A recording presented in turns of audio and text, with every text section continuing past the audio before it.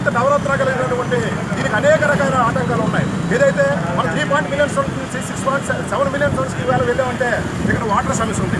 మరి మనకు తెలియదు కాదు, మరి ఇక్కడ ఉన్న ఎంపీస్ కానీ ఎమ్మెల్యేస్ కానీ ఎవరు కూడా ఈ పరిశ్రమకు మాట్లాడడం లేదు. కానీ మనం చూసాం, పెద్దలు విశాఖపట్నం దత్తత చేసుకున్నటువంటి రాజశేఖర రెడ్డి గారి అలింగమిత్రుడైనటువంటి విజయసాయి రెడ్డి గారు మాత్రం ఖచ్చితంగా ఇక్కడ స్టీల్ పరిశ్రమకు మాత్రం ఖచ్చితంగా ఈ స్టీల్ ప్లాంట్కి ప్రత్యేకమైన గన్ను కేటాయించాలని చెప్పేసి పార్లమెంట్లో ప్రస్తావిస్తే అక్కడున్న మినిస్టర్ ఏం చెప్పారంటే, ఇది మీరు చెప్పిన పాయింట్ బాగానే ఉంది, కానీ ఏదైతే ఈ మైన్స్ స్కానింగ్ అనేది ఇది స్టేట్ గవర్నమెంట్ పరిధిలో ఉంది, దాన్ని అక్కడ ఉన్న కన్సర్న్ స్టేట్ గవర్నమెంట్తో మీరు మాట్లాడుకోండి అని చెప్పడం జరిగింది. అంటే నేను చెప్పింది ఏంటంటే, మన నాయకత్వం ఏ రకంగా ముందుకు ఉంది అని చెప్పడానికి మాత్రమే విజయసాయి రెడ్డి తాలూకా టాలెంట్ గురించి చెప్తున్నాం.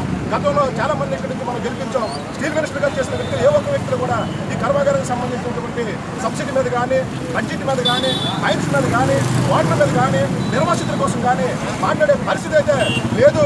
వాళ్ళంతా కూడా ఈ పరిశ్రమ దోచుకోవాలి, ఈ పరిశ్రమ చుట్టూ ఉన్న కాలజాగాలు అన్ని ఆక్యుపై చేయాలని ఆలోచనతో ఆ ప్రభుత్వాలు ఆ నాయకత్వం చేస్తే, మరి రాజశేఖర రెడ్డి గారు ప్రభుత్వం, రాజశేఖర రెడ్డి గారు రక్తం పంచుకున్నటువంటి జగన్మోహన్ నాయకత్వంలో పనిచేసినటువంటి విజయసాయి రెడ్డి గారు మాత్రం ఖచ్చితంగా ఈ ప్లాంట్కి ఖచ్చితంగా మైన్స్ కావాలని పోరాడే శక్తి ఉంది.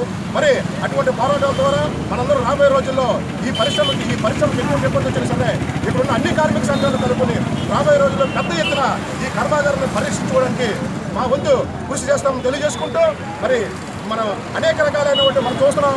రాష్ట్ర గవర్నమెంట్ కూడా ఇక్కడున్న బాబు వస్తేనే కానీ జాబు రాదన్నారు. ఇలా బాబు పోతేనే కానీ జాబ్ వచ్చే పరిస్థితులు కూడా మన ప్రభుత్వాలు లేవు.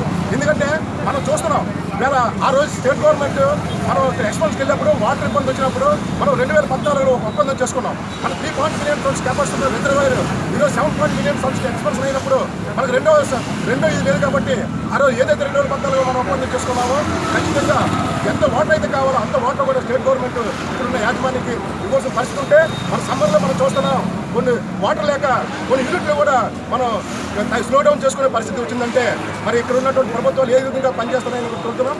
రాబోయే రోజుల్లో మేమందరం ఇక్కడ ఉన్నటువంటి వైఎస్ఆర్టీసీ నాయకత్వంలో మరి democratic Visakha republic steel and port అనుబంధ సంస్థ ద్వారా రాబోయే రోజుల్లో పెద్ద ఎత్తున కార్యక్రమాలు చేపట్టి స్థానికంగా ఉన్న పరిస్థితులన్నీ కూడా స్థానికంగా ఉన్న పెద్దలందరి ద్వారా ముందుకి స్థానిక పెద్దలందరి ద్వారా కలుపుకొని మరి జగన్మోహన్ దృష్టిలోకి ఇక్కడ ఉన్న సమస్యలను తీసుకెళ్తామని తెలియజేసుకుంటూ, మరి ఈ సమావేశాన్ని మరి ముగించవలసిందిగా మరి మా యూనియన్ ప్రెసిడెంట్ అయినటువంటి ఆశీష్ గారు మీరు కూర్చోండి.